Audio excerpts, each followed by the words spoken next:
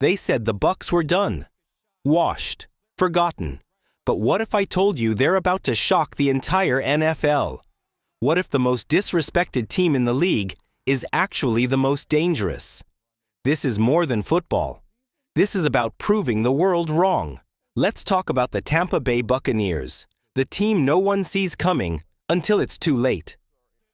Let's get real about the Tampa Bay Buccaneers, because somehow, people still don't see the storm that's coming in 2025. And honestly, that might be the best thing that could happen to this team.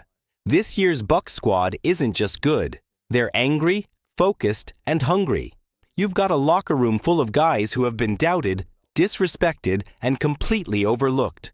They're tired of being counted out. And when you put that kind of emotion into one team, that's the formula for something dangerous. These players aren't just trying to win.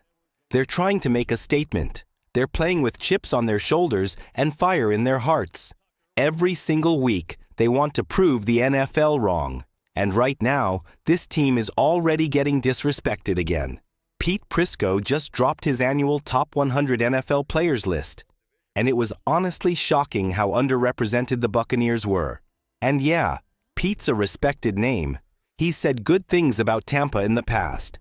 Even though I'm not a Bucs fan, I'll admit that. But this list? It didn't sit right. Only 5 Buccaneers made the top 100. That feels low already. But wait till you see where they were ranked. Tristan Wirfs, the anchor of the offensive line, one of the best left tackles in the entire league, landed at number 20. That's fair. No complaints there. He's a beast. He deserves that spot. But then, you keep scrolling, and scrolling, and scrolling, and the next Buccaneer you see is Baker Mayfield, way down at number 57. That's when I lost it. Look, I get it. Baker's always been a polarizing name. People either love him or love to hate him. But what he did last season? You can't ignore that.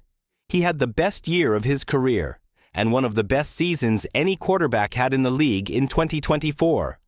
He threw for over 4,500 yards, racked up 41 touchdowns, and completed over 71% of his passes. He kept turnovers low.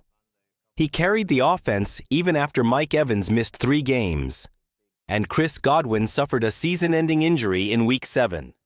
And on top of that, the run game was still developing. He had every excuse to fail, but he delivered. And yet, Pete ranks him behind guys like Jayden Daniels and Justin Herbert.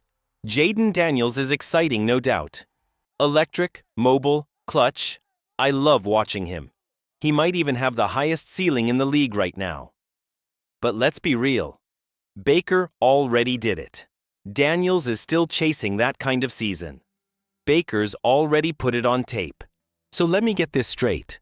We're ranking Baker Mayfield below quarterbacks he outplayed all season long, even though he led a battered Bucs offense to the playoffs and won the NFC South? He dragged that team across the finish line, and we're just going to act like that doesn't count? And don't even get me started on Justin Herbert. How many years in a row are we going to fall for the offseason hype with this guy? Every year, it's the same thing. Herbert this, Herbert that. And then the Chargers fall apart when it matters most. He's had more weapons, more praise, and way less production when it counts. Right now, I'd take Baker over Herbert without hesitation. No debate. Baker's been through the fire, and he's coming out stronger. Herbert's still stuck in the same loop. Now sure, you could at least make an argument for Jayden Daniels. The guy did beat Baker in the playoffs. I'll give you that. But even then, Daniels is still brand new. He hasn't gone through what Baker's gone through. He's got a long way to go before matching Baker's toughness and leadership. And then there's the real insult. Mike Evans, ranked 82nd. 82. This man just tied Jerry Rice's all-time NFL record with 11 straight 1,000-yard seasons. That's not just consistent, that's historic. And what does he get for it? Disrespect, again. Mike Evans is the soul of this offense. He shows up every time it matters. He's clutch. He's reliable. And yet, we're putting him behind Terry McLaurin, T. Higgins, Nico Collins. Even a rookie, Malik Neighbors, gets ranked above him? Come on, that's not just unfair, it's outrageous. And if that wasn't bad enough, Chris Godwin doesn't even make the list. Like, he doesn't exist. You're telling me there are 100 players in the NFL better than Chris Godwin? Even if he's recovering from an injury, that's a stretch. This guy is one of the most technically sound, hardest-working receivers in the game. Even if I sound biased, that's just crazy to me. Then we get to Antoine Winfield Jr., ranked at number 89. And honestly, I'm okay with that. For now. He missed time in 2024 with that foot injury, only played in 9 regular season games. But when he's healthy, he's a game changer. One of the smartest, most versatile safeties in the NFL. If Winfield returns to full strength this year, don't be surprised if he shoots right back into the top 30. He's that good. You build your defense around a guy like him. Then there's rookie Bucky Irving sneaking in at number 94. And that one, I understand. He had a breakout rookie season. 1,122 rushing yards, 8 touchdowns, 5.4 yards per carry. He was PFF's highest-graded rookie in 2024. That's impressive. But still, he's got to do it again before we put him any higher. I'm cool with that ranking. It's fair. But you know what really blows my mind? It's the names that didn't make the list at all. Vita Vea and Lavonte David, just completely left off. How? How do you not include Vita Vea? He's one of the most dominant interior linemen in the league. He commands double teams every snap and still racked up 7 sacks and 42 tackles in 2024. He opens lanes, he wrecks pockets, he's a straight-up force. And Lavonte David. Here's the truth. Lavonte David has never been a flashy player.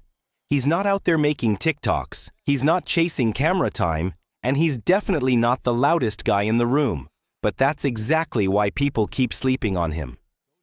And it's a huge mistake, because for over a decade, Lavonte David has been one of the most reliable and consistent linebackers in the entire NFL. The numbers don't lie.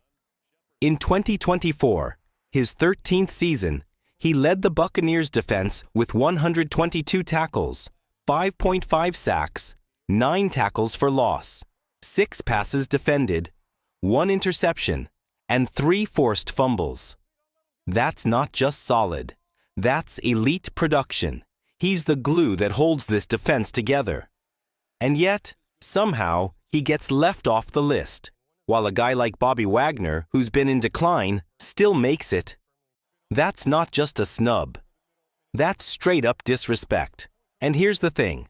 This list, whether they meant to or not, just gave the entire Bucs locker room even more motivation.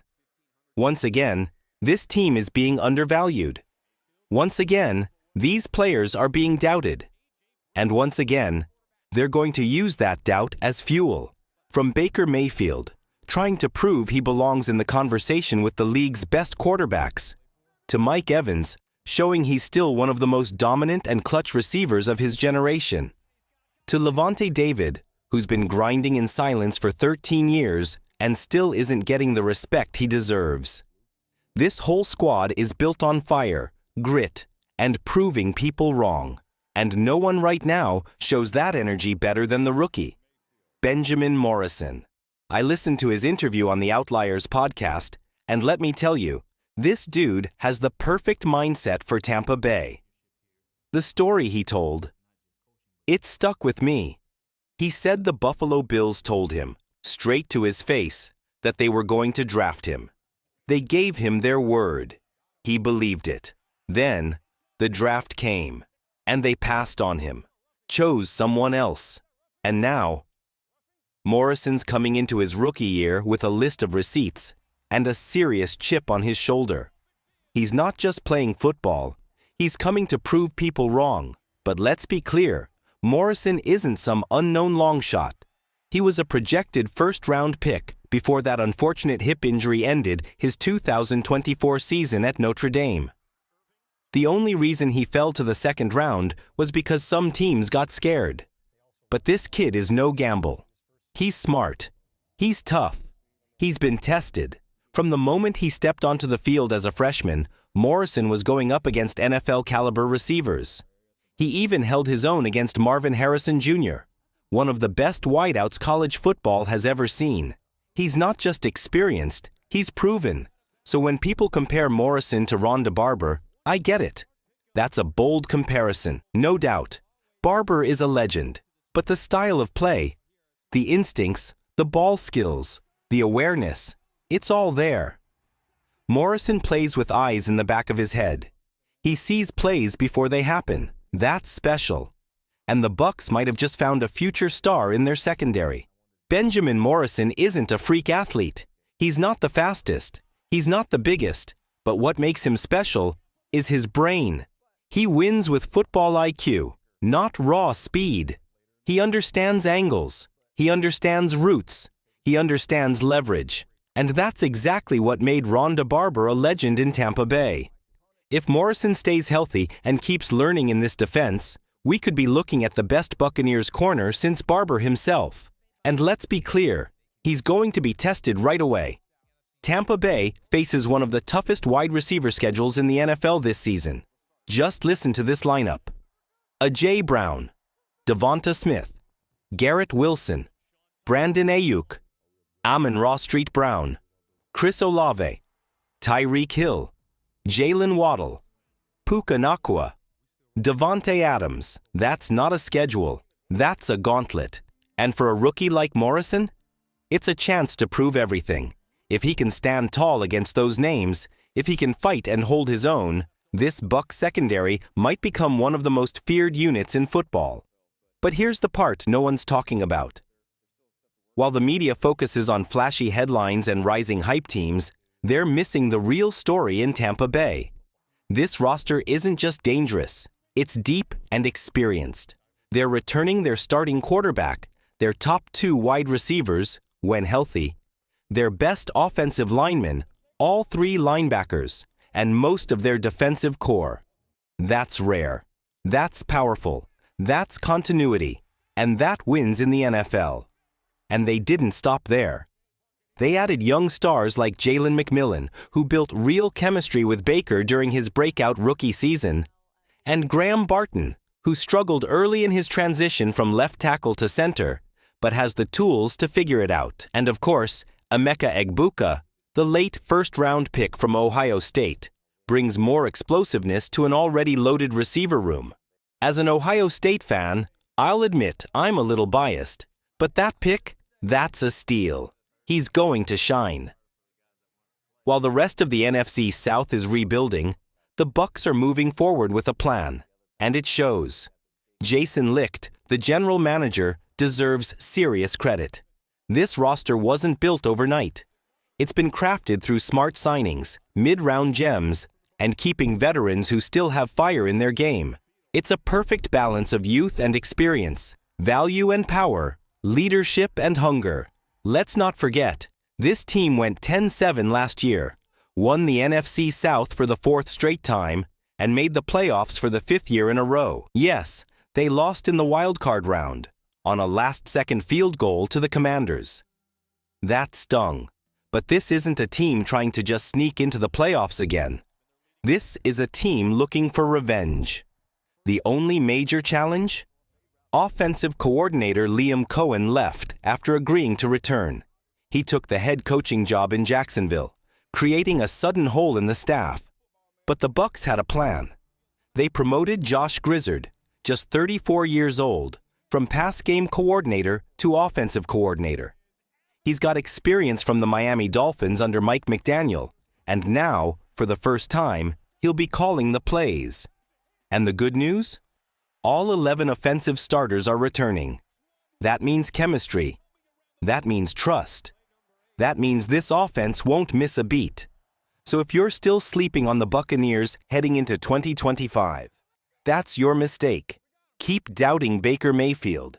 Keep ignoring Mike Evans. Keep leaving Chris Godwin off your lists. Pretend Levante David isn't still dominating. Overlook all the young names like McMillan, Irving, Morrison, and Egbuka.